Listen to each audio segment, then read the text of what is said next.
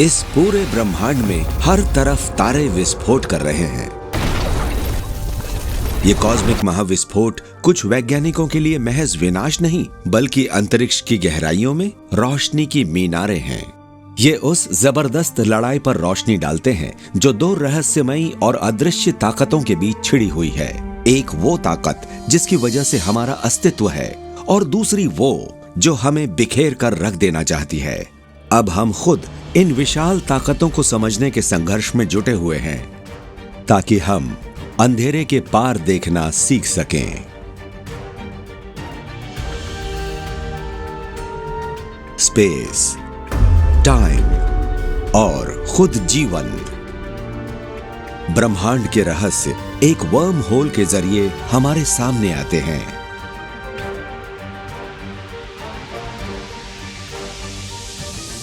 Beyond the darkness. आप, मैं, सूरज, तारे, हम जो कुछ भी देखते हैं उनमें एक बात समान है। हम सब परमाणुओं से बने हैं। हम जानते हैं कि ब्रह्मांड का लगभग सारा ज्ञात पदार्थ परमाणुओं से ही बना है, लेकिन ब्रह्मांड में इससे कहीं बढ़कर कुछ ऐसा भी है जिसका एक पहलू हम अब देखना शुरू कर रहे हैं। हमारा शरीर, हमारा घर, हमारी दुनिया और यहां तक कि अंतरिक्ष का विशाल खालीपन भी दरअसल एक रहस्यमयी पदार्थ से बना है। पदार्थ का एक ऐसा अजीबोगरीब रूप कि कई वैज्ञानिकों को भी इसके अस्तित्व पर शक था। लेकिन 2009 में एक अविश्वसनीय रूप से संवेदनशील पार्टिकल डिटेक्टर ने इसकी पहली झलक देख ली। यह एक दिल दहला देने वाली खोज है जो हमें इस बात पर गहराई से सोचने पर मजबूर करती है कि ब्रह्मांड में हमारी जगह और हमारा अंतिम भाग्य क्या होगा। जब मैं छोटा था तो रात में अपने कमरे में लेटा इस डर से जकड़ा रहता था कि अंधेरे में बाहर कुछ है। क्या वो कोई राक्षस था या फिर कुर्सी पर फेंके हुए मेरे कपड़े? मैं अपनी टॉर्च की रोशनी अलमारी के सबसे दूर वाले कोने पर डालता, इस उम्मीद में कि उस भूतिया साए को पकड़ लूंगा जिसे मैं वहां महसूस कर रहा था। खैर, मुझे उन परछाइयों में कभी कुछ नहीं मिला। लेकिन सिर्फ इसलिए कि आप कुछ नहीं देख सकते, इसका मतलब ये नहीं है कि वहां कुछ भी नहीं है।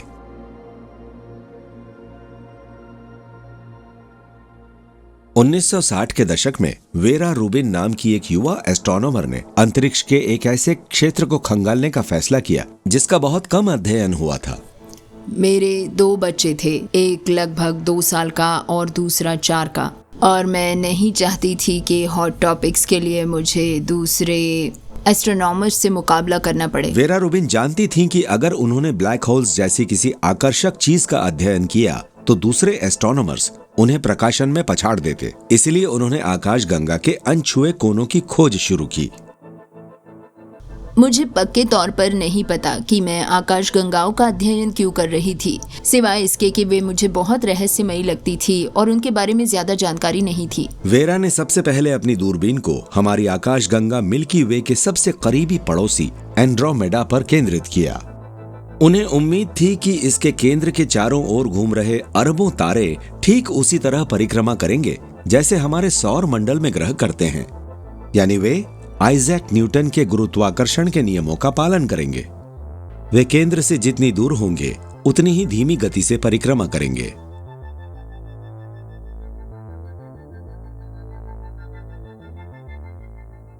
ये सौर मंडल का एक मॉडल है जिसे मेरे पिता ने मेरे लिए लगभग 40 साल पहले बनाया था जब वे रिटायर हुए थे। ये ठीक वही दिखाता है जो न्यूटन अपने सिद्धांतों से जानते थे। ये 4 जो आप यहाँ देख रहे हैं, बुध, शुक्र, पृथ्वी और मंगल, इनमें मंगल सबसे धीमी गति से चल रहा है और पृथ्वी उससे थोड़ी तेज, और बुध सबसे तेज गति से घूम रहा है क्योंकि मंगल के लिए गुरुत्वाकर्षण बल बुध की तुलना में काफी कम है। इसीलिए इसकी कक्षा की गति भी उसी अनुपात में धीमी है। वेरा को ठीक इसी पैटर्न के दिखने की उम्मीद थी जब वो आकाशगंगाओं में परिक्रमा करते तारों का अध्ययन कर रही थीं।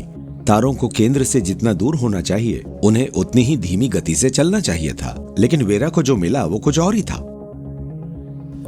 हमें लगभग 2 साल लगे एंड्रोमेडा आकाशगंगा में 90 तारों के वेग का पता लगाने में, और नतीजे काफी चौंकाने वाले थे। हमने पाया कि सभी तारे एक ही वेग से, एक ही गति से 250 किलोमीटर प्रति सेकंड की रफ्तार से घूम रहे थे। अगले कुछ सालों तक वेरा ने जिस भी आकाशगंगा को देखा, उनसे उन्हें वही हैरान कर देने वाले नतीजे मिले। आकाशगंगाओं के किनारे तक के सभी तारे एक ही गति से घूम रहे थे, जो हमारे सौर मंडल के काम करने के तरीके से बिल्कुल अलग था। इसकी एकमात्र व्याख्या यही थी कि तारे आकाशगंगा के केंद्र से कितने भी दूर क्यों न हो, गुरुत्वाकर्षण का बल कमजोर नहीं पड़ रहा था। लेकिन ऐसा तभी हो सकता था जब आकाशगंगाओं में उससे कहीं ज्यादा द्रव्यमान हो, जितना एस्ट्रोनॉमर्स देख सकते थे। इसकी व्याख्या ये थी कि वहाँ जरूर बहुत बड़ी मात्रा में अदृश्य पदार्थ होना चाहिए। वास्तव में शायद आकाशगंगा का 90 या 95% हिस्सा अदृश्य है। ये वास्तव में एक क्रांतिकारी विचार था। हो सकता है कि आकाशगंगाएं एक ऐसे अनदेखे पदार्थ से भरी हों, जिसे वैज्ञानिकों ने सिर्फ डार्क मैटर का नाम दिया। लेकिन इतने बड़े सिद्धांत के लिए ठोस सबूत की जरूरत थी। जल्द ही दर्जनों एस्ट्रोनॉमर्स वेरा के अवलोकनों की जांच करने में लग गए। कुछ उन्हें गलत साबित करने की कोशिश कर रहे थे, तो कुछ ये खोजने में जुट गए कि ये रहस्यमय डार्क मैटर आखिर क्या या कहां हो सकता है। मुझे ये आश्चर्यजनक और मजेदार लगा कि मैंने ये क्षेत्र इसलिए चुना था क्योंकि मैं ऐसा कुछ करना चाहती थी जिसमें किसी की दिलचस्पी नहीं होगी। और अचानक मैं बहुत सारे एस्ट्रोनॉमर्स के साथ जुड़ गई जिनके पास नए विचार और अवलोकन थे, और ये एक हॉट टॉपिक बन गया। अटलांटिक के पार इंग्लैंड में प्रमुख कॉस्मोलॉजिस्ट कार्लोस फ्रैंक ने डार्क मैटर के विचार की खोज शुरू की, लेकिन दूरबीन से नहीं बल्कि समीकरणों से। न्यूटन के गुरुत्वाकर्षण के नियमों को लें और उन्हें एक बेहद परिष्कृत कंप्यूटर सिमुलेटर में डालें और फिर लंच पर चले जाएं। ये कॉस्मोलॉजी मशीन है, एक बहुत बड़ा सुपर कंप्यूटर जिसका एकमात्र उद्देश्य ब्रह्मांड का अनुसरण करना है। ये 1300 कंप्यूटरों से बना है जो सभी एक साथ काम करते हैं। इसके बावजूद हमारे ब्रह्मांड के एक छोटे से हिस्से का सिमुलेशन पूरा करने में महीनों लग जाते हैं। ये कल्पना से परे एक जबरदस्त कंप्यूटिंग शक्ति है, लेकिन अगर आप ब्रह्मांड का अनुसरण करना चाहते हैं तो यही जरूरी है।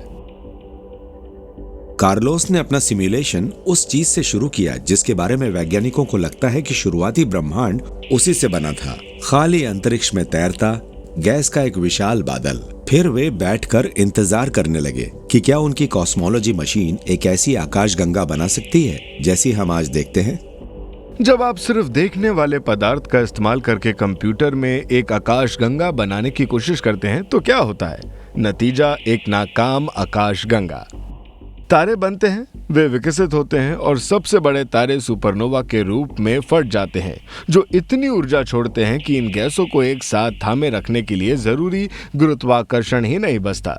इसलिए आकाशगंगा खुद को ही उड़ा देती है, गैस फैल जाती है और पीछे बहुत कम बचता है। हमारा ब्रह्मांड इस तरह नहीं बना है। तो कार्लोस ने अपने समीकरणों में डार्क मैटर जोड़ना शुरू किया, पहले थोड़ा, फिर और अंततः दृश्य पदार्थ से 5 गुना ज्यादा। कई हफ्तों बाद कॉस्मोलॉजी मशीन से कुछ अजीब सी चीज निकली। अजीब इसलिए क्योंकि वो बहुत जानी पहचानी थी। ये एक आकाशगंगा के निर्माण का कंप्यूटर सॉल्यूशन है। इसमें अब अदृश्य डार्क मैटर और गैस भी है, जिसे यहाँ हरे रंग में दिखाया गया है। बिग बैंग के लगभग 1 अरब साल बाद डार्क मैटर के झुंड बने, जिसमें गैस गिरी और तारों में बदल गई। लेकिन फिर डार्क मैटर के गुरुत्वाकर्षण बल से आकर्षित होकर ये झुंड एक साथ आए और जुड़कर और भी बड़ी संरचनाएं बनाने लगे, ताकि 10 अरब साल बाद हमारी मिल्की वे जैसी एक सुंदर सिंपल आकाशगंगा का निर्माण हुआ। कार्लोस ने दिखाया है कि जब आकाशगंगाएं डार्क मैटर से भरी होती हैं तो उन्हें कैसा दिखना चाहिए। लेकिन क्या यह साबित करने का कोई तरीका है कि वास्तव में ऐसा ही हुआ था? एडिनबर्ग, स्कॉटलैंड में रिचर्ड मैसी अभी भी उस सवाल का जवाब देने की कोशिश कर रहे हैं और डार्क मैटर का पता लगाने का एक नया तरीका खोज रहे हैं, ग्रेविटेशनल लेंसिंग। ये सब इस व्यक्ति की प्रतिभा के कारण संपन्न हुआ। अल्बर्ट आइंस्टीन ने अंतरिक्ष को एक नए तरीके से देखा, एक मोड़ने योग्य लचीले पदार्थ के रूप में जो गुरुत्वाकर्षण से प्रभावित होता है। कोई भी चीज जिसमें द्रव्यमान हो, एक तारा या एक आकाशगंगा, वो अंतरिक्ष के ताने बाने को मोड़ सकती है और एक लेंस की तरह काम कर सकती है। जैसे ही ये अंतरिक्ष को मोड़ती है, इससे गुजरने वाला प्रकाश भी मुड़ जाता है। डार्क मैटर प्रकाश को परावर्तित, अवशोषित या उत्सर्जित करता है। प्रकाश बस इससे सीधे गुजर जाता है बिना किसी प्रभाव के। इसीलिए हमें किसी और चीज की तलाश करनी होगी, वो तरीका जिससे ये गुरुत्वाकर्षण के जरिए अपने आसपास की उन चीजों को प्रभावित करता है जिन्हें हम देखते हैं। अब प्रकाश का मुड़ना और विकृत स्पेस टाइम द्वारा विक्षेपित होना सुनने में पागलपन लगता है, लेकिन वास्तव में बहुत सामान्य है। हम हर समय प्रकाश को मुड़ते हुए देखते हैं, हर बार जब आप वाइन ग्लास के निचले हिस्से से देखते हैं। मैं आपको दिखाता हूं मेरा क्या मतलब है। हालांकि वाइन ग्लास का निचला हिस्सा पारदर्शी है और प्रकाश सीधे इससे गुजर जाता है। आप जानते हैं कि ये वहां है क्योंकि पृष्ठभूमि में ये विकृत छवियां दिख रही हैं। डार्क मैटर बिल्कुल वैसा ही है। ये प्रकाश को एक अलग भौतिक प्रभाव के माध्यम से मोड़ता है, लेकिन अंतिम परिणाम वही है कि बहुत दूर की आकाश गंगाओं की ये छवियां विकृत दिखाई देती हैं जब भी उनके सामने कुछ डार्क मैटर होता है। 2 सालों से रिचर्ड अंतरराष्ट्रीय एस्ट्रोनॉमर्स की एक टीम का नेतृत्व कर रहे हैं और दूरबीनों के एक बेड़े को निर्देशित कर रहे हैं ताकि रात के आकाश के एक हिस्से को हर एक दृश्यमान ग्रेविटेशनल लेंस आर्क के लिए खंगाला जा सके। तो जो हम यहाँ देख रहे हैं वो है ग्रेविटेशनल लेंसिंग का एक्शन। सभी पीले धब्बे जो हम देख रहे हैं वो आकाशगंगाएं हैं, एक समूह में जो हमारे काफी करीब है। ये अजीब आकृतियां, ये आर्क वास्तव में बहुत दूर की आकाशगंगाएं हैं और उन दूर की आकाशगंगाओं से आने वाले प्रकाश को इन पीले धब्बों यानी अग्रभूमि में स्थित आकाशगंगाओं के पास से गुजरना पड़ता है। और क्योंकि वो अंतरिक्ष को मोड़ती हैं, वो दूर की आकाशगंगाओं से आने वाली प्रकाश किरणों को मोड़ देती हैं और उनकी छवियों को विकृत करके इन गोलाकार आर्क जैसी आकृतियों में बदल देती हैं। लेकिन जब रिचर्ड गणना करते हैं कि दूर की आकाशगंगाओं से आने वाला प्रकाश कितना मुड़ा है और इसकी तुलना अग्रभूमि की आकाशगंगाओं के दृश्यमान द्रव्यमान से करते हैं, तो वे ये पाते हैं कि ये उससे कहीं ज्यादा मुड़ा है जितना इसे होना चाहिए। उनका निष्कर्ष, डार्क मैटर का एक अदृश्य कफन सभी आकाशगंगाओं को घेरे हुए होना चाहिए। वो जितनी ग्रेविटेशनल लेंसिंग उत्पन्न करते हैं उसके आधार पर हम पाते हैं कि इस डार्क मैटर की मात्रा साधारण पदार्थ की तुलना में लगभग 5 गुना ज्यादा है। तो जो हम देख सकते हैं वो तो बस एक हिमशैल का सिरा है। ब्रह्मांड का अधिकांश हिस्सा डार्क मैटर है। एस्ट्रोनॉमर्स जहां भी देखते हैं वे डार्क मैटर की भारी उपस्थिति को महसूस करने लगे हैं। लेकिन रिचर्ड मैसी एक बहुत बड़ा कदम उठाने वाले हैं और इस कॉस्मिक विशालकाय की पहली तस्वीर लेने वाले हैं। और जब वे ऐसा करेंगे, हमें पता चलेगा कि डार्क मैटर हमारे लिए उससे कहीं ज्यादा महत्वपूर्ण है जितना हमने कभी सोचा था। एस्ट्रोनॉमर रिचर्ड मैसी ने कई साल डार्क मैटर के अस्तित्व को साबित करने की कोशिश में बिताए हैं। एक अदृश्य पदार्थ जो एक कफन की तरह ब्रह्मांड की हर आकाशगंगाओं के चारों ओर लिपटा लगता है। वे अविश्वसनीय विस्तार से ब्रह्मांड के एक छोटे से कोने की खोज कर रहे हैं ताकि डार्क मैटर का पहला नक्शा बना सकें। यह आकाश की एक वास्तविक तस्वीर है। हबल स्पेस टेलीस्कोप अत्यंत सटीकता के साथ अविश्वसनीय संख्या में आकाशगंगाओं को देखता है, इसलिए हम उनके आकार को बहुत सटीक रूप से माप सकते हैं और ये उन आकारों में विकृति ही है जब उन आकाशगंगाओं से आने वाला प्रकाश हम तक पहुंचने के रास्ते में डार्क मैटर के पास से गुजरते हुए मुड़ जाता है, जो हमें ब्रह्मांड के अदृश्य हिस्से का नक्शा बनाने देती है। जैसे ही प्रकाश पृथ्वी की ओर अपना रास्ता बनाता है और एक के बाद एक आकाशगंगा के पास से गुजरता है, वो डार्क मैटर के एक ब्रह्मांडीय नक्शे की रूपरेखा का पता लगाता है। ब्रह्मांड के एक हिस्से के लिए उन्होंने अदृश्य को दृश्यमान बना दिया है।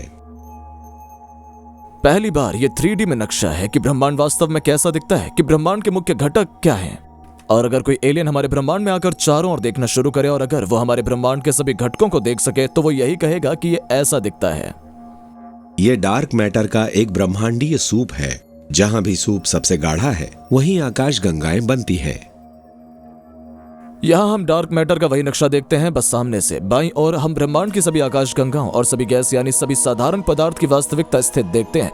तो जहां भी आकाशगंगाओं का एक विशाल समूह है, वहां डार्क मैटर की एक बड़ी सघनता है। यहाँ हमारे पास आकाशगंगाओं का एक बड़ा समूह है और यहाँ इसके चारों ओर डार्क मैटर का संबंधित प्रभा मंडल है। जब हम उन्हें एक दूसरे पर रखते हैं तो हम पाते हैं कि वो एक ही जगह पर है, कि साधारण पदार्थ इस डार्क मैटर के मचान के अंदर रहता है। और जो रिचर्ड ने आकाश के एक छोटे से कोने के लिए किया है, कार्लोस फ्रैंक ने अब वही पूरे ब्रह्मांड के एक सिमुलेशन के साथ किया है। हम यहाँ वे जटिल पैटर्न देख सकते हैं जो डार्क मैटर बनाता है। फिलामेंट्स और ढेरों का ये नेटवर्क जिसे हम कॉस्मिक वेब कहते हैं, ये डार्क मैटर के इन्हीं ढेरों में है कि मिल्की वे जैसी आकाश गंगाएं बनी होंगी। जैसे ही ये गैस ठंडी हुई और इनके अंदर संघनित होकर अंततः तारों का निर्माण हुआ। डार्क मैटर ब्रह्मांड का कंकाल है। ये वो मचान है जो आकाश गंगाओं को बनने देता है। इसका पहलू असाधारण है। डार्क मैटर ने ही उन सभी चीजों को बनने दिया है जिसे आज हम जानते हैं और देखते हैं। डार्क मैटर के बिना कोई आकाशगंगा नहीं होती, आकाशगंगाओं के बिना कोई तारे नहीं होते, तारों के बिना कोई ग्रह नहीं होते, ग्रहों के बिना कोई जीवन नहीं होता। डार्क मैटर एक विचार जो 40 साल पहले अचानक सामने आया था, अब एक विचार से कहीं ज्यादा है। ये हमारे अस्तित्व के लिए महत्वपूर्ण साबित हुआ है और धीरे धीरे हम ये समझने के करीब आ रहे हैं कि ये कैसे काम करता है।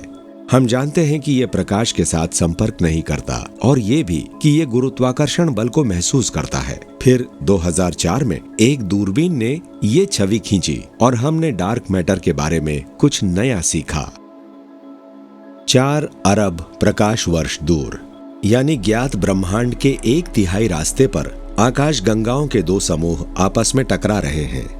ये अविश्वसनीय शक्ति का एक प्रहार है जिससे खरबों तारे 3000 मील प्रति सेकंड की रफ्तार से एक दूसरे के पास से गुजर रहे हैं। इस टक्कर में एक आकाश गंगा समूह शॉक वेव से विकृत होकर गोली के आकार का हो जाता है और इसी से इस घटना को इसका नाम मिला द बुलेट क्लस्टर टक्कर। ये उस तरह का ब्रह्मांडीय तमाशा है जो एस्ट्रोनॉमर्स को उत्साहित करता है, लेकिन इससे भी ज्यादा रोचक बात यह है कि ये डार्क मैटर को इस तरह उजागर करता है जो किसी की भी कल्पना से कहीं ज्यादा अजीब है।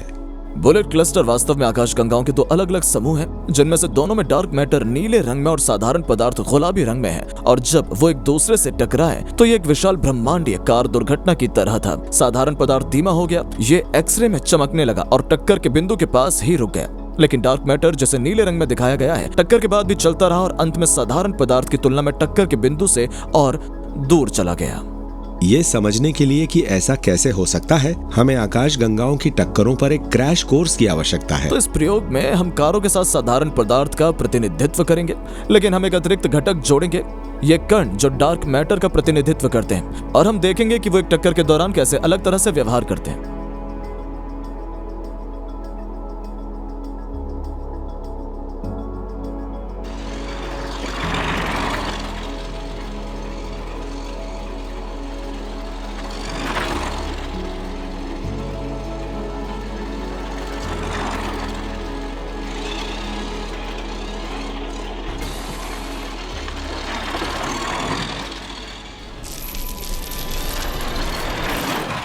साधारण पदार्थ ने ठीक वैसा ही व्यवहार किया जैसा आप उम्मीद करेंगे, ये रुक गए। डार्क मैटर किसी भी तरह से संपर्क नहीं करता, इसीलिए ये बस टक्कर से सीधे गुजर गए। ये चलता रहा और अब हम इसे साधारण पदार्थ की तुलना में टक्कर के बिंदु से और दूर देखते हैं जो रुक गया।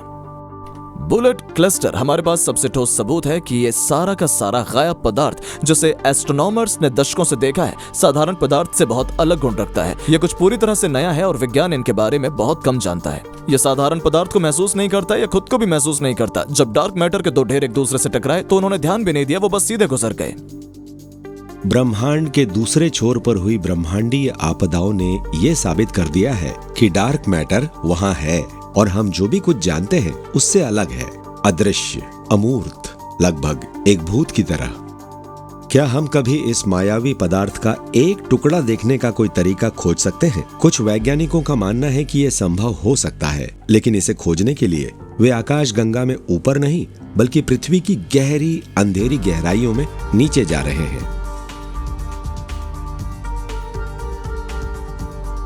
हम पदार्थ और प्रकाश के ब्रह्मांड में रहते हैं।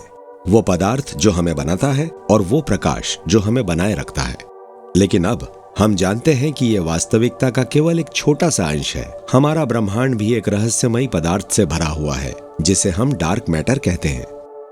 हम इसे देख नहीं सकते, हम इसे छू नहीं सकते, लेकिन यह हर जगह है। अरबों डार्क मैटर कण हर सेकंड हमारे शरीर से गुजरते हैं। अब अगर विज्ञान किसी तरह इनमें से एक कण को पकड़कर उसका अध्ययन कर सके तो हम अंततः समझ सकते हैं कि ब्रह्मांड का अधिकांश हिस्सा किस चीज से बना है और इसका वास्तव में हमारे लिए क्या मतलब है। पिछली सदी में भौतिकविदों ने यह पता लगाया है कि सभी पदार्थ लगभग 20 मूल उप परमाणु कणों से बने हैं, जो बोसॉन, इलेक्ट्रॉन, क्वार्क और न्यूट्रिनो जैसे नामों से जाने जाते हैं। लेकिन उन्हें यह भी संदेह है कि अन्य अधिक आकर्षण कण भी मौजूद हैं।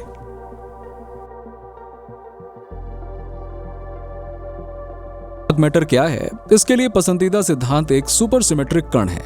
ये कहने का तात्पर्य यह है कि सभी सामान्य कण जिन्हें हम जानते हैं एक प्रकार की दर्पण छवि रखते हैं, कि कणों का ये अतिरिक्त सेट है जो डार्क सेक्टर में है, जो सामान्य पदार्थ के साथ किसी भी तरह से बातचीत नहीं करते सिवाय गुरुत्वाकर्षण बल के, जो बहुत कमजोर हैं।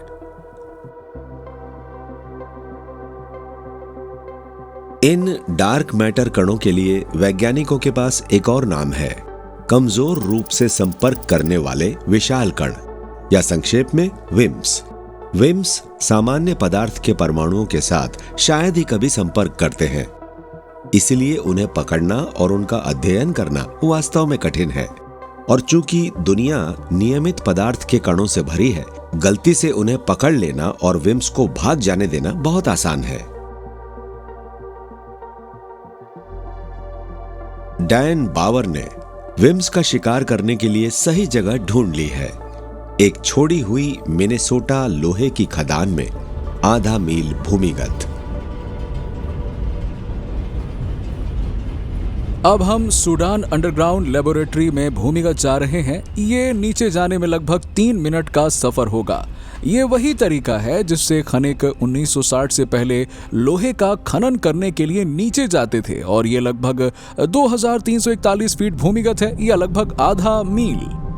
ये पहली जगह नहीं है जिसके बारे में आप भौतिकी का प्रयोग करने के लिए सोचेंगे, लेकिन हम यहाँ एक खास कारण से हैं। हम यहाँ अंतरिक्ष से आने वाले तथाकथित कॉस्मिक रे कणों से बचने के लिए हैं। हम लेवल 27 पे पहुंच गए हैं। आप सोचेंगे कि आधा मील की चट्टान पृष्ठभूमि के शोर से बचाने के लिए पर्याप्त ढाल होगी ताकि विम्स का शिकार करना आसान हो जाए, लेकिन ऐसा नहीं है। विम्प डिटेक्टर ठोस धातु और भारी प्लास्टिक की ढाल के कई और फीट के अंदर दबे हुए हैं। गुफा की चट्टान में, हमारे आसपास की सामग्रियों में, यहाँ तक कि हम में भी रेडियोधर्मिता की थोड़ी मात्रा होती है। अगर वो कण हमारे डिटेक्टरों तक पहुंच जाते हैं तो इतनी बड़ी पृष्ठभूमि होती है कि जिससे हम सभी विम्स को देख नहीं पाते, और ये ढाल उन कणों को डिटेक्टरों तक पहुंचने से रोकता है, क्योंकि हम विम्स की तलाश कर रहे हैं, पृष्ठभूमि कणों की नहीं। ढाल के अंदर ठोस जर्मेनियम के 18 हॉकी पैक के आकार के क्रिस्टल का एक ढेर है। वे सबसे हल्के कंपनों को पकड़ने के लिए डिजाइन किए गए हैं। अगर या जब कोई विम्प जर्मेनियम के परमाणुओं में से किसी एक से टकराता है, ऐसा करने का मौका पाने के लिए उन्हें अति शुद्ध और अति ठंडा होना चाहिए। ये जर्मेनियम क्रिस्टल का मॉडल है। ये टेनिस बॉल क्रिस्टल में जर्मेनियम परमाणु का प्रतिनिधित्व करती है, और कमरे के तापमान पर ये सभी परमाणु एक दूसरे के सापेक्ष हिल रहे हैं। इसे हम गर्मी के रूप में जानते हैं। अच्छा, अगर आप इस कंपन करते हुए क्रिस्टल में एक विम्प फेंक देते हैं तो क्या होगा? आपको अंतर पता भी नहीं चलेगा, क्योंकि क्रिस्टल पहले से ही इतना ज्यादा कंपन कर रहा है। हालांकि अगर मैं इस क्रिस्टल को बहुत कम तापमान पर, लगभग परम शून्य तक ठंडा कर दूं ताकि परमाणुओं की गति रुक जाए, तब अगर मैं अपना विम्प क्रिस्टल में फेंकता हूं तो मुझे क्रिस्टल का कंपन दिखाई देता है। यही तो वो संकेत है जिसकी हम तलाश कर रहे हैं। ऐसे कणों की तलाश करना जो सामान्य पदार्थ के साथ शायद ही कभी संपर्क करते हैं, अधीर लोगों का काम नहीं है। हर सेकंड लाखों विम्प्स हमारे आर पार हो रहे हैं, और क्योंकि वो कमजोर रूप से संपर्क करते हैं, वो बस हमारे आर पार होकर अपने रास्ते चले जाते हैं। वो पूरी पृथ्वी से गुजर जाते हैं और अपने रास्ते चले जाते हैं। हम शायद उम्मीद करते हैं कि इनमें से 1 या 2 प्रति वर्ष हमारे डिटेक्टरों में संपर्क करेंगे। गलत सकारात्मकता को रोकने में मदद करने के लिए डेटा को एक सील बंद बॉक्स में आंख बंद करके एक कंप्यूटर की हार्ड ड्राइव पर एकत्र किया जाता है। टीम में से किसी को भी पूरे 1 साल तक इसे विम्प संकेतों के लिए खोजने की अनुमति नहीं है। और फिर वे देखते हैं और उम्मीद करते हैं। 2007 में जब हमने आखिरी बार बॉक्स खोला तो उसमें कुछ नहीं मिला और ये निश्चित रूप से थोड़ा निराशाजनक था, क्योंकि हम 1 साल से प्रयोग कर रहे थे, लेकिन हमें प्रयोग बनाने में लगभग 7 साल लग गए और इसलिए उस समय कुछ मिलना हमारे लिए बहुत अच्छा होता। लेकिन 7 साल बाद और करोड़ों डॉलर के बाद डैन और उसकी विम्प पकड़ने वालों की टीम हार मानने वाली नहीं थी और 2009 के अंत में उन्होंने एक और पूरे साल के डेटा का बॉक्स खोला। ये जो क्षेत्र आप देखते हैं ये वो है जहां पृष्ठभूमि विकिरण होगा। ये ऐसी घटनाएं हैं जिनमें हमारी दिलचस्पी नहीं है, क्योंकि हम जानते हैं कि वो विम्प्स नहीं हैं। इस क्षेत्र में मैजेंटा से घिरा और इस हरी रेखा के ऊपर वो जगह है जहां हमें विम्प्स दिखना चाहिए। अगर इनमें से कोई भी विम्प उम्मीदवार है तो जब हम बॉक्स खोलेंगे वो लाल हो जाएंगे। तो चलिए बस क्लिक करते हैं। इस डिटेक्टर में उस क्षेत्र में कोई लाल बिंदु नहीं है, इसलिए कोई विम्प उम्मीदवार नहीं है। इसके साथ भी वही, उसके साथ भी वही। लेकिन ठीक इसके नीचे यहाँ देखो, हमारे पास एक है जो बस इस क्षेत्र में आ गया है, जिसे हम सोचते हैं कि यह विम्प क्षेत्र है। यहाँ भी कुछ नहीं है, यहाँ भी कुछ नहीं है। लेकिन ठीक नीचे यहाँ देखो, हमारे पास एक है जो बस इस क्षेत्र में आ गया है, जिसे हम सोचते हैं कि यह विम्प क्षेत्र है। 24 घंटे की डिटेक्शन के 1 साल में 2 घटनाएं, 2 संभावित विम्प टक्करें। पहली बार हो सकता है कि हमने इस मायावी डार्क मैटर के टुकड़ों को फंसा लिया हो। यह एक विशाल छलांग हो सकती है यह समझने की दिशा में कि डार्क मैटर वास्तव में क्या है। लेकिन डैन 100% निश्चित नहीं है कि जो उनके पास है वो विम्प्स ही है, तो खोज जारी रहनी चाहिए। ये रोमांचक है, लेकिन एक वैज्ञानिक के रूप में आपको उस उत्साह को नियंत्रित करना होगा और ये महसूस करना होगा कि आपने इसे अभी तक साबित नहीं किया है। अगर हम इस अगले रन में आधा दर्जन विम्प्स देखते हैं तो हम निश्चित रूप से ये कह पाएंगे कि सूडान की इस गहराई तक डार्क मैटर पहुंच रहा है, जिसका मतलब है कि पृथ्वी और मिल्की वे डार्क मैटर से घिरी हुई है। अगर एक विम्प मिल जाता है तो यह भौतिकी की एक पूरी नई श्रृंखला खोलता है। अगर सुपर सिमेट्रिक कणों का ये अतिरिक्त वर्ग वहां है तो वो अपना काम कर रहे हैं, और चूंकि ये ब्रह्मांड में मुख्य चीज है तो वास्तव में वही ब्रह्मांड में हो रहा है, हम तो बस किनारे पर थोड़ा सा हिस्सा है।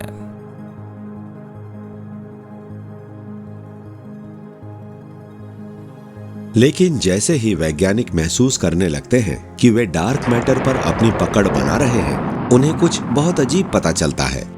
डार्क मैटर वो चीज हो सकती है जिसने हमारी आकाशगंगा को बनने दिया, लेकिन ये कहानी का अंत नहीं है।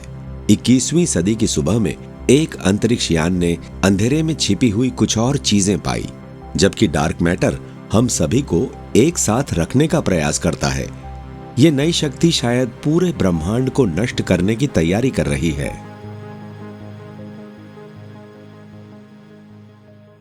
अब हम जानते हैं कि दृश्यमान ब्रह्मांड डार्क मैटर के विशाल समुद्र पर तैर रही झाग की एक परत से ज्यादा कुछ नहीं है। एस्ट्रोनॉमर्स खुद को इस अपरिचित महासागर में बहता हुआ पाते हैं। सॉल पर्लमटर पिछले 2 दशकों से इन जलों में नौकायन कर रहे हैं, ये निर्धारित करने की कोशिश में कि डार्क मैटर का हमारे अंतिम भाग्य के लिए क्या मतलब हो सकता है। भौतिकी में एक युवा छात्र के रूप में मैं कुछ ऐसा मापना चाहता था जो मौलिक लगे। ब्रह्मांड का भाग्य क्या है? क्या ब्रह्मांड हमेशा के लिए रहेगा या किसी दिन ये रुक जाएगा और ढह जाएगा? सॉल ने 20वीं सदी के सबसे शानदार एस्ट्रोनॉमर एडविन हबल के कदमों पर चलने का फैसला किया। 1920 के दशक में हबल ने रात के आकाश में दर्जनों आकाशगंगाओं का एक सावधानीपूर्वक सर्वेक्षण शुरू किया, लेकिन उन्होंने कुछ अजीब देखा। लगभग सभी आकाशगंगाएं लाल रंग की थीं, ठीक वैसे ही जैसे हमसे दूर जाती वस्तुओं से आने वाली ध्वनि धीमी हो जाती है, प्रकाश लाल हो जाता है। हबल ने निष्कर्ष निकाला कि ब्रह्मांड की हर आकाशगंगा वास्तव में हमसे दूर जा रही है। केवल एक ही निष्कर्ष था, ब्रह्मांड का विस्तार हो रहा होगा। लेकिन वे ये नहीं बता सके कि कितनी तेजी से। क्यों? क्योंकि जो आकाश गंगाएं करीब और अपेक्षाकृत मंद हैं, वे उन आकाश गंगाओं के समान दिखती हैं जो दूर लेकिन बहुत चमकीली हैं। इसलिए वे उनकी दूरी का अंदाजा नहीं लगा सकते। बेशक मुश्किल बात यह है कि अगर आप ये बताने जा रहे हैं कि वे कितनी दूर है, तो आपको ये जानना होगा कि वास्तविक आकाश गंगाएं कितनी चमकीली हैं। अगर आप समुद्र में एक नाविक हैं और आप कोहरे के माध्यम से एक दूर के प्रकाश स्तंभ को देख रहे हैं, तो आप नहीं जानते कि क्या ये एक बहुत उज्जवल प्रकाश स्तंभ है और आप बहुत दूर हैं, या क्या ये एक बहुत मंद प्रकाश स्तंभ है और आप बहुत पास हैं। ये मौलिक समस्या है जिससे खगोलविदों को पिछली सदियों से संघर्ष करना पड़ा है। लेकिन इस समस्या का एक समाधान है। एस्ट्रोफिजिसिस्ट 1980 के दशक से एक विशेष प्रकार के तारे के विस्फोट के बारे में जानते हैं जिसे टाइप 1A सुपरनोवा कहा जाता है। जब हमारे सूरज से थोड़ा बड़ा एक तारा जलने के लिए ईंधन खत्म कर देता है, तो ये एक धुंधली सघन अवस्था में सिकुड़ जाता है, जिसे सफेद बौना या व्हाइट डॉर्फ कहा जाता है। वहाँ ये जीवन और मृत्यु के बीच एक अधर में लटका रहता है, लेकिन बौने में अभी भी वापस जीवन में आने की क्षमता है, अगर उसे ताजा ईंधन मिल सके। जब एक सफेद बौना 2 सितारा प्रणाली का हिस्सा होता है, तो उसका पड़ोसी तारा उसे जरूरी ईंधन प्रदान कर सकता है। एक बार जब सफेद बौने का गुरुत्वाकर्षण अपने साथी से पर्याप्त द्रव्यमान खींच लेता है, तो पीछे मुड़ना नहीं होता, ये फट जाता है। इसका तापमान 1 अरब डिग्री से अधिक बढ़ जाता है और इसकी अधिकांश गैस अंतरिक्ष में उड़ जाती है। ये टाइप ए सुपरनोवा हमारे उद्देश्य के लिए एकदम सही है, क्योंकि ये हमेशा द्रव्यमान की समान मात्रा होती है जब ये फटता है, और इसीलिए ये समान चमक पैदा करता है। जब ये अपने चरम पर पहुंचता है, ये कुछ हफ्तों में चमकता है, कुछ महीनों में फीका पड़ जाता है, और अगर आप उस छोटी सी घटना को पकड़ सकें, तो अरबों साल बाद भी जब प्रकाश हम तक पहुंचता है, आपके पास दूरियों को पहचानने के लिए एक मानक मोमबत्ती होती है। समान द्रव्यमान से पैदा हुए शानदार विस्फोट सभी ठीक उतनी ही मात्रा में प्रकाश देते हैं। ये हमें बताना चाहिए कि प्रत्येक कितनी दूर था। सैद्धांतिक रूप से ये विचार काम करना चाहिए था, लेकिन व्यवहार में एक समस्या थी। अब ये बहुत अच्छा लगता है, लेकिन उसके साथ काम करना एक वास्तविक सिरदर्द है। आपको प्रति सहस्राब्दी में केवल कुछ ही मिलने हैं किसी भी दी गई आकाशगंगा में जिसे आप देखते हैं, और आप कभी नहीं जानते कि कब कोई फटने वाला है। तो दुनिया की सबसे बड़ी दूरबीन को शेड्यूल करना बहुत आसान नहीं है, जिन्हें महीने पहले बुक करना पड़ता है। ये कोई बहुत अच्छा प्रस्ताव नहीं बनता कि मैं 3 मार्च की रात चाहता हूँ, क्योंकि अगले 500 वर्षों में एक सुपरनोवा फटने वाला है। फिर सॉल और उनकी टीम को एक प्रेरणा मिली। आकाश की एक जैसी वाइड एंगल तस्वीरें कई हफ्तों के अंतराल पर लेना और एक स्वचालित प्रोग्राम का उपयोग करके सुपरनोवा की चमक के लिए उन्हें खोजना। विचार ये था कि अगर हम एक पर्याप्त परिष्कृत कंप्यूटर सॉफ्टवेयर विकसित कर सकते हैं, तो ये उन हजारों और हजारों आकाशगंगाओं की तुलना कर सकता है जो हमारे पास उन छवियों में हैं जिन्हें हमने एकत्र किया है, और उन आकाशगंगाओं को खोज सकता है जिनमें प्रकाश का एक नया धब्बा था जो 3 हफ्ते पहले वहां नहीं था, और वे धब्बे सुपरनोवा की खोज होंगे। सिर्फ 5 वर्षों में सॉल और उनकी टीम ने 38 अलग अलग आकाशगंगाओं में 38 अलग अलग तारों को सुपरनोवा बनते हुए देखा। इन विस्फोट करने वाले आग के गोलों को देखने की उनकी क्षमता प्रसिद्ध हो गई, और जब उनके पास अंततः पर्याप्त डेटा था ये मापने के लिए कि ब्रह्मांड में क्या हो रहा है, उन्होंने महान हबल के बाद से एस्ट्रोनॉमी में सबसे बड़ा झटका दिया। उस समय हम सभी की जो तस्वीर थी वो थी कि ब्रह्मांड का विस्तार हो रहा है, और ब्रह्मांड में सभी चीजें गुरुत्वाकर्षण के साथ सभी अन्य चीजों को आकर्षित करती हैं। इसीलिए इसे विस्तार को धीमा करना चाहिए। सवाल हमेशा से यही रहा है, ये कितना दूर जाएगा, ये कब तक चलेगा, क्या ये किसी दिन रुक जाएगा? जब हमने बिंदुओं को ग्राफ पर रखा तो हमने जो पाया वो उपरोक्त में से कोई नहीं था। ये बिल्कुल भी धीमा नहीं हो सकता था। जाहिर तौर पर ब्रह्मांड विस्तार में अपने विस्तार में तेजी ला रहा है। सॉल की टीम ने आकाशगंगाओं के बीच एक पूरी तरह से अप्रत्याशित और अस्पष्टीकृत प्रतिकर्षण की खोज की थी, जो धीरे धीरे ब्रह्मांड को अलग कर रहा है। उन्होंने इसे कहा डार्क एनर्जी। ये सोचना चौंकाने वाला था कि ब्रह्मांड जाहिर तौर पर ज्यादातर उस चीज से नहीं बना है जिसे हम देखने के आदी हैं, जो गुरुत्वाकर्षण से आकर्षित करती हैं, बल्कि इस पर कुछ ऐसा हावी हो सकता है जिसका हमने पहले कभी अध्ययन नहीं किया है। हम इसे अब डार्क एनर्जी कहते हैं, जहां डार्क हमारी अज्ञानता को संदर्भित करता है, न कि उस चीज के रंग को। हम इसके बारे में बहुत कम जानते हैं, सिवाय इसके कि ये ब्रह्मांड को तेजी से और तेजी से विस्तार कराता है। Ignition, lift off. हमारे पास लिफ्ट ऑफ है। 2001 की गर्मियों में एक डेल्टा 2 रॉकेट एक छोटे वैज्ञानिक यान को अंतरिक्ष में फेंकता है। उस समय बहुत कम लोग जानते हैं, लेकिन वो यान हमें डार्क एनर्जी के बारे में कुछ सचमुच आश्चर्यजनक बताएगा।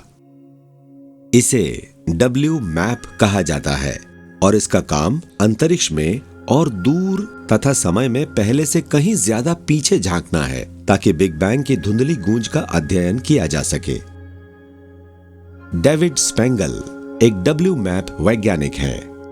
हम वास्तव में एक स्नैपशॉट प्राप्त कर रहे हैं कि ब्रह्मांड बिग बैंग के बहुत करीब कैसा दिखता है, एक ऐसे समय में जब ये बहुत सरल था, और हम प्रारंभिक ब्रह्मांड के बारे में उस जानकारी का उपयोग बहुत कुछ सीखने के लिए कर सकते हैं। हम इसे ब्रह्मांड की बचपन की तस्वीर लेने जैसा सोचना पसंद करते हैं। 6 महीने तक डब्ल्यू मैप यान धीरे धीरे शिशु ब्रह्मांड का एक मोज़ेक बनाता है और बिग बैंग के अंगारों के तापमान में छोटे उतार चढ़ाव को पढ़ता है। आप प्रारंभिक ब्रह्मांड को इस झील की तरह सोच सकते हैं, लगभग पूरी तरह से समान और चिकनी। प्रारंभिक ब्रह्मांड में जगह जगह घनत्व में छोटे छोटे बदलाव थे और इन बदलावों ने ध्वनि तरंगे शुरू की, ठीक उन लहरों की तरह जिस तरह से इन लहरों का व्यवहार झील की गहराई और पानी के गुणों पर निर्भर करता है। ये लहरें बहुत अलग दिखेंगी अगर मैं इन्हें पारे से भरी झील में फेंक रहा होता तो। जिस दर से लहरें चलती हैं और वो समय के साथ कैसे फैलती हैं, उन्हें माप कर मैं झील के गुणों के बारे में जान सकता हूँ। प्रारंभिक ब्रह्मांड के साथ भी यही काम करता है। माइक्रोवेव पृष्ठभूमि की लहरों के आकार और आकृति का अध्ययन करके हम झील या प्रारंभिक ब्रह्मांड की संरचना का अनुमान लगा सकते हैं।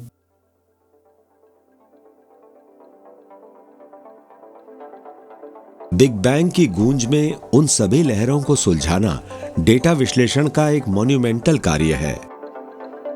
डेविड और उनकी टीम पूरे 1.5 साल तक संख्याओं के ढेर को क्रंच करते हैं और जटिल समीकरणों से अथक रूप से जूझते हैं, लेकिन अंततः वे विश्वसनीय सटीकता के साथ खुलासा करते हैं कि ब्रह्मांड आखिर किस चीज से बना है। तो आज हमारे ब्रह्मांड का संगठन कुछ इस तरह है। परमाणु लगभग 5% है, सटीक रूप से 4.6%, डार्क मैटर लगभग 23% है, और सबसे अजीब बात यह है कि 72% हिस्सा इस डार्क एनर्जी से बना है।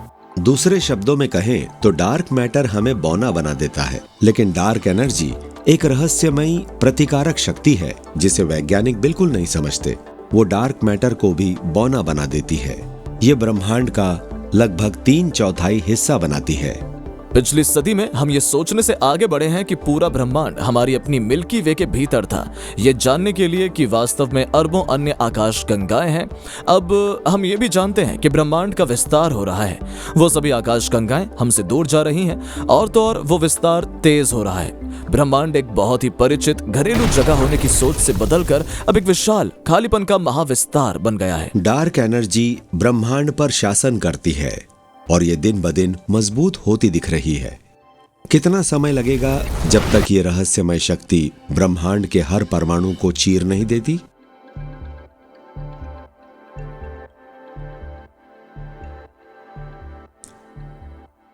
अंधेरे में झांकना हमारे ब्रह्मांड और खुद को देखने के तरीके में क्रांति ला रहा है। ब्रह्मांड का केवल 5% परमाणुओं से बना है, जिस चीज से हम बने हैं। ब्रह्मांड का लगभग 1/4 हिस्सा डार्क मैटर है, एक पदार्थ जिसने आकाश गंगाओं को बनने दिया, और 3/4 डार्क एनर्जी है, एक अस्पष्ट शक्ति जो सब कुछ अलग करने की कोशिश कर रही है। यह संघर्ष कैसे समाप्त होगा? क्या यह अंततः हमारे ब्रह्मांड को टुकड़ों में फाड़ देगा? ब्रेना फ्लॉगर ये मापकर इस पहेली को सुलझाने की कोशिश कर रही है कि डार्क एनर्जी कितनी शक्तिशाली है, और ये वो उपकरण है जिसका वो उपयोग करने जा रही है। ये एक नई दूरबीन की डिजिटल आंख है जिसे डार्क एनर्जी कैमरा कहा जाता है। तो हम डार्क एनर्जी को जितना हो सके उतना अच्छा समझना चाहते हैं। हमें यथासंभव अधिक से अधिक जानकारी जुटाने की आवश्यकता है। इस सेंसर में अविश्वसनीय 520 मेगापिक्सल है। प्रत्येक तरल हीलियम द्वारा ठंडा किया गया प्रकाश के उन कणों को पकड़ने में सक्षम है जो अरबों वर्षों से ब्रह्मांड में यात्रा कर रहे हैं। हम अतीत में अन्य कैमरों की तुलना में अधिक गहराई में जा रहे हैं। इसलिए हम समय में और पीछे चीजों को माप रहे हैं और साथ ही इसे इस बड़े कैमरे से जल्दी कर रहे हैं। डार्क एनर्जी कैमरा आकाश के विशाल क्षेत्रों को एक ही रात में कवर करने में सक्षम होगा और 5 साल तक ऐसा करता रहेगा, धीरे धीरे अपनी छवियों में अधिक विस्तार का निर्माण करते हुए और इस बारे में सुराग खोजते हुए कि डार्क एनर्जी कैसे विकसित हुई जैसे जैसे हमारा ब्रह्मांड विकसित हुआ है। अभी हमारे पास डार्क एनर्जी के बारे में जो जानकारी है वो ये है कि ये मजबूत और मजबूत होती जा रही है और ब्रह्मांड तेजी से और तेजी से विस्तार कर रहा है और हम नहीं जानते कि क्यों। और चूंकि हम नहीं जानते कि क्यों, हम नहीं जानते कि आगे क्या होगा, हम उसे समझने की कोशिश करने के लिए इन गहरे सर्वेक्षणों को लेना चाहते हैं।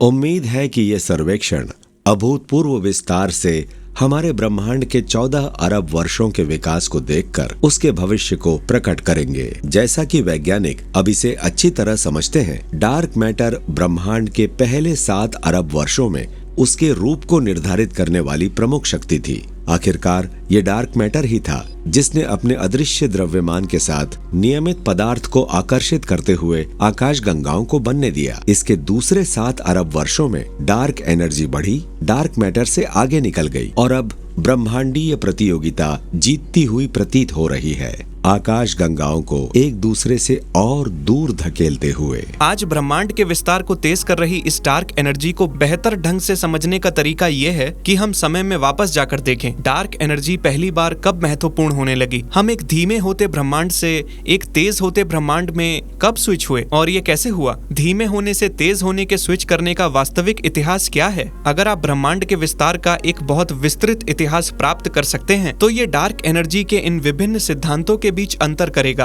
और ये उन कामों में से एक है जिनसे हम अभी निपट रहे हैं। ये शक्तिशाली लड़ाई कहाँ खत्म होगी, एक समझौता या एक पक्ष के लिए कुचलने वाली जीत। ये सब इस पर निर्भर करता है कि डार्क एनर्जी वास्तव में क्या है और कई प्रतिस्पर्धी सिद्धांत है। अधिक भयावह शब्दावली में इसे फैंटम एनर्जी कहा जाता है। डार्क एनर्जी के कई सिद्धांतों में से एक है फैंटम एनर्जी और इसका दिलचस्प नतीजा ये है कि जैसे जैसे ये ब्रह्मांड के विस्तार को तेज करता है, इसकी त्वरण भी तेज और तेज होती जाती है। अगर डार्क एनर्जी ये फैंटम एनर्जी है तो ये विस्तार इतना तेज हो जाएगा कि अंततः आकाश गंगाएं, सौरमंडल, तारे और यहाँ तक कि परमाणु के घटक भी एक प्रक्रिया में फट जाएंगे जिसे बिग रिप के नाम से जाना जाता है। लेकिन इस अंधेरी और खतरनाक तस्वीर में एक उज्जवल स्थान है, एक चीज जिसके बारे में हम बहुत कम जानते हैं। डार्क मैटर डार्क एनर्जी का अध्ययन करने के लिए सबसे अच्छा उपकरण हो सकता है। डार्क एनर्जी एक बल है जो ब्रह्मांड को अलग करने की कोशिश कर रहा है। डार्क मैटर चीजों को एक साथ समूहित करने की कोशिश कर रहा है और ये दोनों चीजों की परस्पर क्रिया है जिसने उन संरचनाओं के गठन का नेतृत्व किया है जिन्हें हम आज ब्रह्मांड में देखते हैं। और इसलिए ये समझकर कि आकाशगंगा समूह कितनी तेजी से बनते और समूहित होते हैं, वो हमें डार्क मैटर के बारे में बताता है और ये भी कि डार्क एनर्जी एक ही समय में उसे कितना अलग कर रही थी। वैज्ञानिक किसी ऐसी चीज का उपयोग कर रहे हैं जिसे वे मुश्किल से समझते हैं, किसी ऐसी चीज पर पकड़ बनाने की कोशिश करने के लिए जिसे वे बिल्कुल नहीं समझते। ये कॉस्मोलॉजी में वास्तव में अजीब दिन है। हम ब्रह्मांड को समझने की खोज में एक लंबा सफर तय कर चुके हैं। मुझे 30 साल पहले याद है जब डार्क मैटर की मात्र अवधारणा क्रांतिकारी मानी जाती थी। ये सट्टा था, ये कुछ हद तक विधर्मी भी था।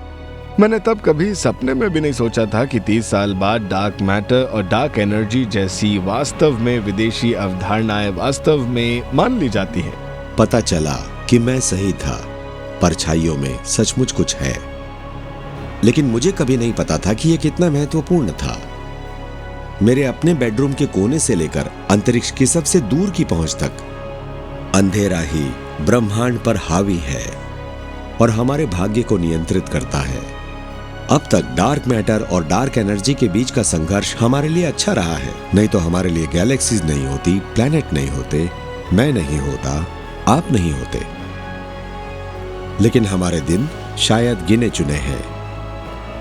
एक दिन अंधेरा शायद रोशनी को खत्म कर देगा, हमेशा के लिए। जब तक हम इन फोर्सेस के बारे में पूरी तरह से जान नहीं लेते, भविष्य ही जानता है कि हमारे हिस्से में क्या लिखा है।